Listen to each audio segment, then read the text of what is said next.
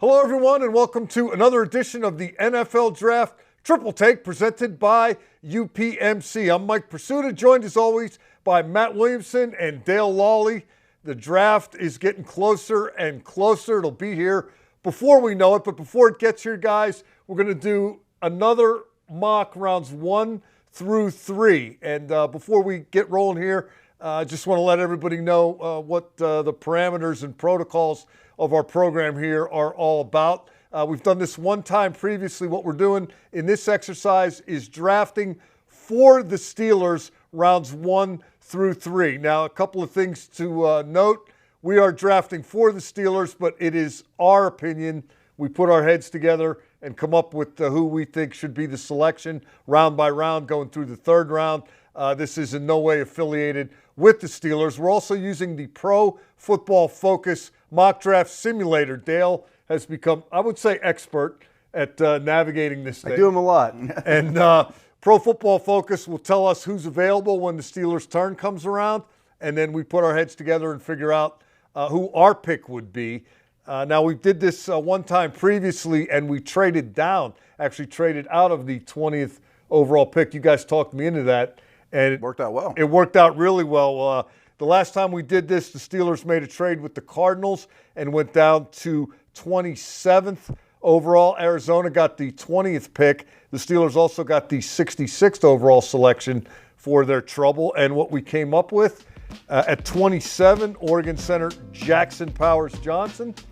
At 51 overall, a Steelers existing pick, Florida wide receiver Ricky Pearsall. Then at 66, the pick that was gleaned in trade, the Steelers got Rook-a-row-row. Well done. Rook-a-row-row-row, defensive lineman from Clemson. 84th overall, cornerback Elijah Jones out of Boston College. And 98th overall, Utah safety Cole Bishop. That, Matt, was a fearsome five from where I'm sitting. Yeah, and if you go back and watch, we were debating should we take Powers-Johnson at 20 or not. We were about to fight it out between the three of us, so we got Rook as a little bonus prize. Yeah, you guys talked me into that. You said, he might still be there at 27. We didn't want to force that pick was. with Rook, but we did. So that was how it worked out last time. This time, just to kind of make things a little different and examine another scenario that may play out in Detroit starting on April the 25th. We're gonna stick and pick this time, right? Stick and pick, and trades, right? Okay. the first 19 picks are in. Some of those picks just ahead of us include Brian Thomas, the wide receiver out of LSU, going to the Colts. Brock Bowers, the tight end out of Georgia, going to Seattle. Leatu Letu going to the Jaguars at 17. Graham Barton, the offensive lineman out of Duke, goes at 18 to Cincinnati. And then the Rams take Terrion Arnold, cornerback out of Alabama. That leaves us with we got some guys here that are interesting. You got Johnny Newton, Cooper DeJean, Byron Murphy, the other defensive lineman, top defensive lineman in this draft. Troy Fautanu, the offensive tackle out of Washington. Nate Wiggins, cornerback out of Clemson. Amarius Mims, the tackle out of Georgia. And then you're looking at Kool-Aid McKinstry and Jackson Powers-Johnson also still there. So we get some decisions. I know how I feel about this. I think you go with Troy Fautanu, but what do you guys think? It seems like tackle at 20. If those two in particular, Amarius Mims of Georgia and Fautanu is Dale, I don't think you pass either one of those guys. I don't either. I just think this tackle-rich draft is so plentiful, and rarely do you get the opportunity to take these type of guys. We even saw last year the Steelers had to trade up for Broderick Jones, and you're getting guys in that same tier at 20. I think you just jump all over that. Now, if we want to debate Mims versus Fautanu, I think it comes down to what do you want day one? Mims is a project. I mean, he probably has the highest ceiling of these tackles. Fautanu, some thought might be a guard, but he has longer arms than we thought at the combine, but he's plug and play at right tackle for us right now, I think. And I know that's the way Dale's leading too, right? Now, before we jump on a tackle, Yeah. Last time we got Jackson Powers-Johnson at 27. Let's assume he's not there in the second round before we make this.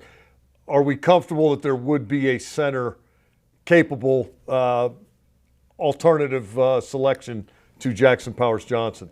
Maybe not in round two. I mean, Zach Frazier from WVU is very attractive, and I think he'd fit in here and be very popular amongst the fan base as well. But the more center homework I've done in this draft overall, the third, fourth round is a lot deeper than I originally thought. And if you look around the league, that's where most of the starters centers come from. I mean, the fan base that we're talking to right now, they're used to Webby and Dirt and Pouncey. I mean, that's not the norm.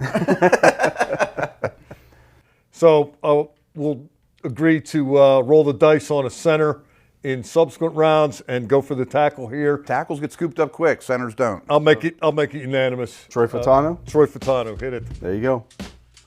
The pick is in. Now we're cruising down here to our pick at 51. And look who's still available. How about that? Zach Frazier, Michael Penix also there, Javon Bullard, Ricky Pearsall, who we took in our last draft, Jatavian Sanders, the tight end out of Texas, Jermaine Burton, wide receiver out of Alabama, Jonah Ellis, the edge rusher out of Utah. Our buddy Rook's still there. Rook is still there. Keon Coleman, one of your personal favorites, is there.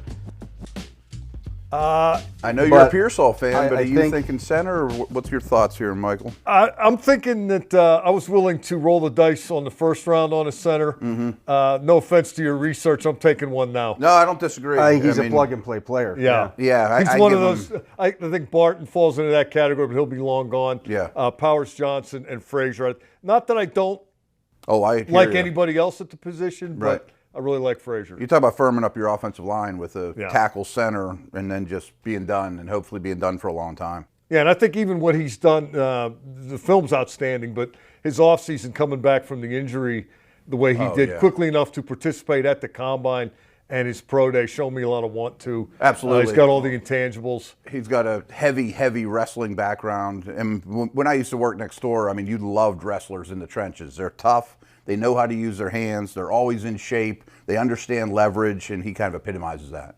Yeah, I mean, he's just, again, a stud, a guy who's tough. If you watched him kind of carry himself off the field when he broke his leg, staggering to the sideline. Because of the time because situation. He didn't want to have them to use a timeout to get him off the field.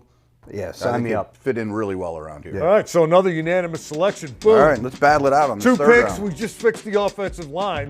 I think for years. Our work might be done here, but we got a little bit more work to do. So, Dale, take us through the rest of the process. All right, we are up here again now, and Spencer Rattler is still there. That's intriguing. Running back Blake Corum, wide receiver Johnny Wilson, Bucky Irving. Obviously, this is where those running backs start to cluster. It's a lot of running backs. I think we need to get maybe a defensive lineman. I would say we can do that. Receiver and one of these two picks is probably required. Yeah. I'm just gonna scan through here and make sure we get a good look at those I positions. think corner's probably in the mix too. Okay, so the top receiver available is Johnny Wilson, 6'7", 230-pound guy. Renardo Green, the cornerback out of Florida State. Brendan Rice, who is Jerry Rice's son. Jerrion Jones, cornerback out of Florida State.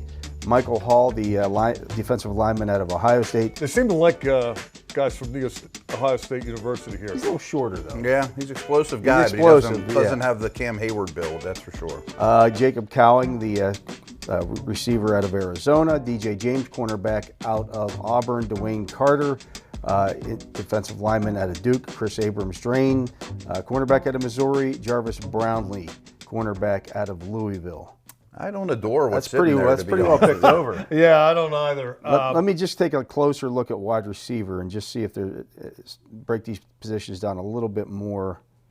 Malik Washington's one of my faves. I mean, he is short, but he's thick with long arms, pure slot, explosive. I would consider him here or the next pick, but it looks like the best value is probably at corner. I would say so, yeah. And I think that's going to be the case. It's a good spot throughout much of this draft.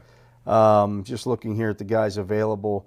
Once again, Elijah Jones is there. I mean, Green and Jones are both solid. Mm-hmm. I wouldn't have a problem with either one of those. Yeah, I think they can both bump inside and play the slot as well.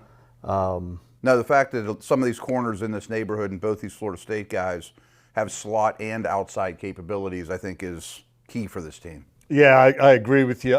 The Missouri kid intrigues me, but your point about slot or outside, I think, is pretty valid. Yeah. So we also know that Florida State defense was really good last year. So I would say take a Seminole. Either one's you guys fine with can me. decide which. Well, I mean, on here they have Green rated just ahead of Jerry and Jones. They're very close in ratings. Yeah. Just looking at this, the size difference, you're looking at a little bit bigger guy, I think, with Green than Jones. 6 foot 186. Jones is more slot-ish. Yeah, 6 foot 191. So I guess they're about the same. Actually, right? about I the thought they were same. smaller. Yeah, I thought he was a little bit smaller. They both play hard. They both would fit in real well. I think I prefer Green, but I'm not picky on the two, to be honest. Green, just looking back at his career, hasn't played a lot of slot in his career. I believe that Jones actually has. I think that's why Green didn't. Yeah, and Jones played 394 snaps there last year. So, I guess it's a little more plug and play considering the Steeler needs. I mean, they slot. Go with the more slot ready guy? Yeah, I think that makes sense. So I think you go with Jones in this instance. Okay. All right. Well, that one took a little longer. I guess that's how it works. That's how it works, yeah. Once you get down in the third, fourth, fifth round, you got to rely on your homework a little bit more. One more pick to go since we didn't trade. Here we are at 98, and I'd hate to leave these first 2 rounds without a wide receiver. I hear you. But it hasn't exactly gone to plan that way. Aeneas Smith from Texas A&M is there. Malik Washington from Virginia. Cornelius Johnson from Michigan. Marcus Rosemy Jack Saint. Taj Washington from USC. Washington's my favorite, but Aeneas Smith is sort of similar. I mean, they're explosive, smaller guys. Washington, to me, is a little thicker, stronger than some of the ordinary slots. Malik Washington? Malik Washington from Virginia. He had a really, really good year, but he's short. Yeah. Taj Washington is a guy that a little bit bigger, 5'10", 175. I don't think any of these guys are going to fit your outside need. The guy opposite Pickens. Yeah. You also still have Luke McCaffrey. Oh, there you go. No, I'm fine with that. Now I'm sold. That's I like where you want McCaffrey guys quite to a go? bit. I mean, I think he's a good player.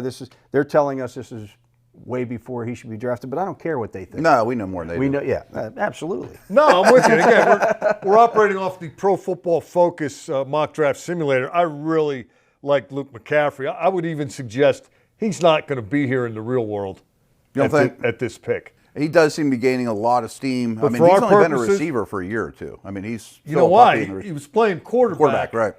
And he decided that he couldn't battle enough with his brothers on the field. You don't get to hit anybody at quarterback. No, okay, is that why he moved? So he moved to wide receiver. Unless you're doing bad things and throwing interceptions. Well, but he could play a more physical quarterback. It was fascinating during the combine. They always come up, the NFL Network always comes up with a NFL comparison based on height, weight, speed. They're not saying this guy's going to be the next whomever, Right. but guys that are of a similar physical skill set. And guess who Luke McCaffrey's NFL comp was? Ed McCaffrey? Christian. Okay. Christian, okay. Their speed and their size about They're pretty the same. identical with that stuff. Yeah. I think Christian McCaffrey's a special generational player. I bet some of that rubbed off on Luke. I'd be happy to take a competitor such as Luke McCaffrey in this spot. He might also bring some of the, some of those gadget plays back to your offense a little bit because he can throw the football. I have no problem with it. I do like Malik Washington quite a bit, but McCaffrey would be right behind him. I think his best days are ahead of him. They've had some success with some legacy picks around here too. Physical, combative guy. Clutch guy. This one's a layup to me. Yeah, do it. The pick is in.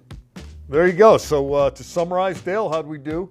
One fewer picks than the last time we did this because we did not trade this time, but I think we did pretty well here as well. Well, we got at 20, Troy Fatanu, the offensive tackle out of Washington. At 51, we got Zach Frazier, the center out of West Virginia. Offensive line is fixed. Then we got cornerback Jerry and Jones, corner out of Florida State at 84. And at 98, we took Luke McCaffrey, wide receiver out of Rice.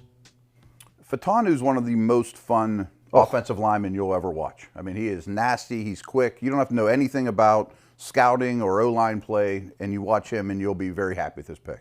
All right, that's gonna do it for our second crack at mocking the Steelers selections in rounds 1 through 3. Again, these are our selections, not the Steelers selections. We're picking for the Steelers. They're not going to let us do that at the end of April. No, they probably should. I mean, we've nailed these things twice now. Yeah, I'd take those first 2 picks right now, that's for sure. I do think we are 2 for 2. I want to remind everybody that you can continue to access quality programs such as this one on all of the Steelers' social media platforms. We're going to be cranking out some more stuff between now and April the 25th, which is the start of the actual NFL draft. And guys, I'll look forward to doing that with both of you. Until then, thanks for finding us, however and wherever you found us. For Matt Williamson and Dale Lawley, I'm Mike Pursuta. This has been the NFL Draft Triple Take presented by UPMC.